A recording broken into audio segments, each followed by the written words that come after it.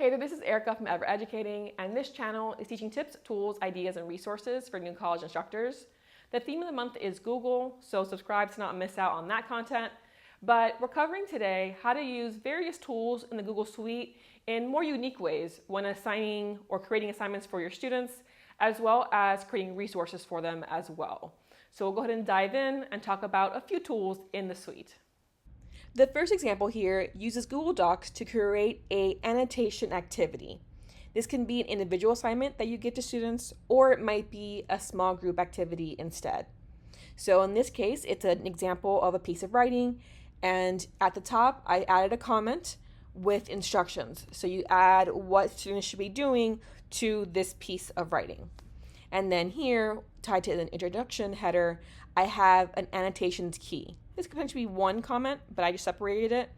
But in this case, I'm having students read through this piece of writing and highlight in green any topic sentences, in yellow any quotations or paraphrasing, blue for the analysis of the quotations and paraphrasing, and orange for the implications of the analysis. So we're going to test here their understanding of literary analysis writing and see, can they notice these four elements in the piece of writing?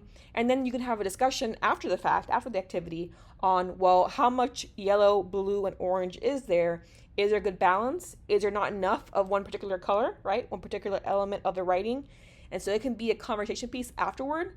But to begin, you can use Google Docs, share and have them be able to edit the piece and have them color code the writing example, so then you can use it as a start-off point for a discussion of literary analysis.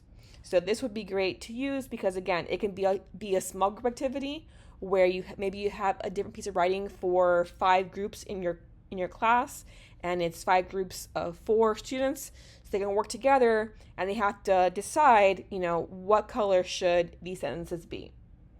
So that's one example of using Google Docs for a class activity. Using Google Sheets, you might create a resource that you share with the whole class, and then they collaborate together to build the resource. So it might be that you have just very simple topic, definition / description, and example. And so you have, all right, well, week 1, the topic is X. I want you to define it and then provide an example of it. So each student would do that. So maybe you have another column here where you have the student name, so you know who wrote what. And so they can write their name, they decide on the topic of the week, they define it or describe it and provide an example. So that's one option, so that you have this resource that's created as a class. Another option, though, is to go ahead and have students turn this in individually. So each of them have a sheet, and they have to pick a topic, or you give them the topic, define or describe it, and then provide an example.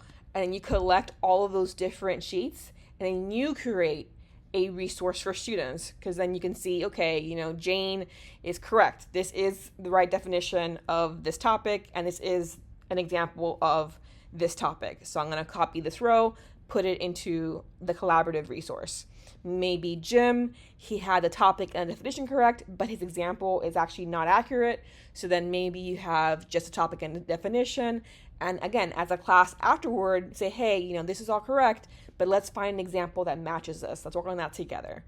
And so in that case, you have the power to decide what resources are added to the class resource. And so obviously it's more steps on your part, but it is a way of making sure that accuracy is there when it comes to this resource in case students are using it for later on in the term or for an assignment.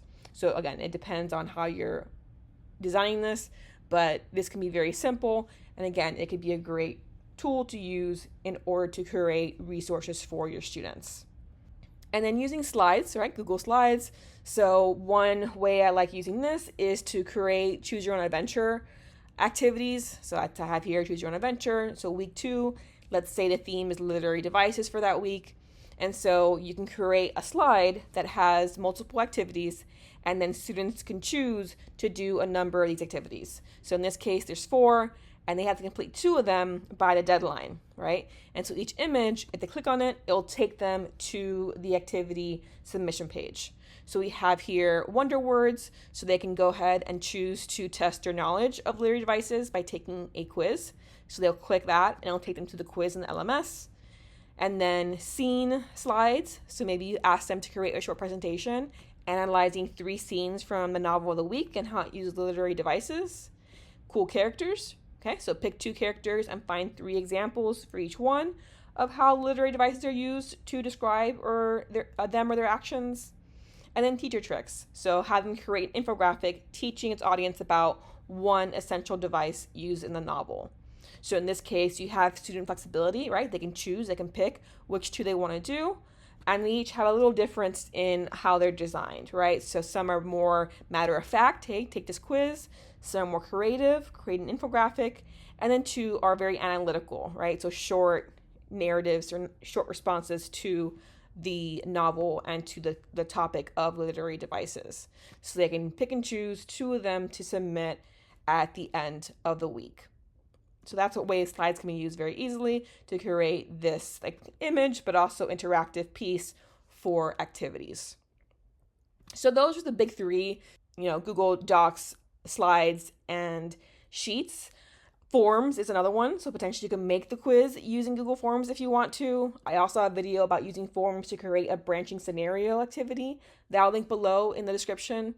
I have other videos about assignment ideas using the Google Suite, so I'll link those too.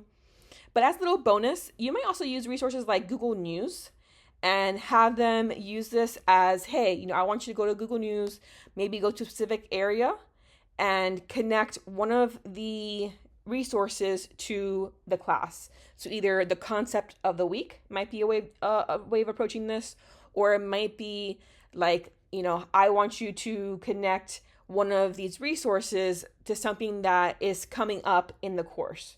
So next week, the topic is X. I want to start you thinking about this topic. Go into Google News and find a resource that ties into that topic. And then give me, submit in maybe a discussion forum, the link to the resource, and then a quick 1 to 3 sentence description of how you think this resource, right, this content will tie into next week's main concept. So that can be a way of using a different tool as well. Last week I talked about the Google Arts and Cultures page. You can use that too. But I wanted to point out Google News as well because, again, it does have different topics that you can use. If you go to the home screen, it'll show like local sources as well. So maybe you want to say, hey, I want you to connect the class concept to something that's happening locally in your area, right? So this can be another resource as well for activities for your classroom. Click like if you found this video helpful and subscribe to not miss out on future content. We're covering the Google Classroom for the next couple of weeks and using it to create a portfolio piece.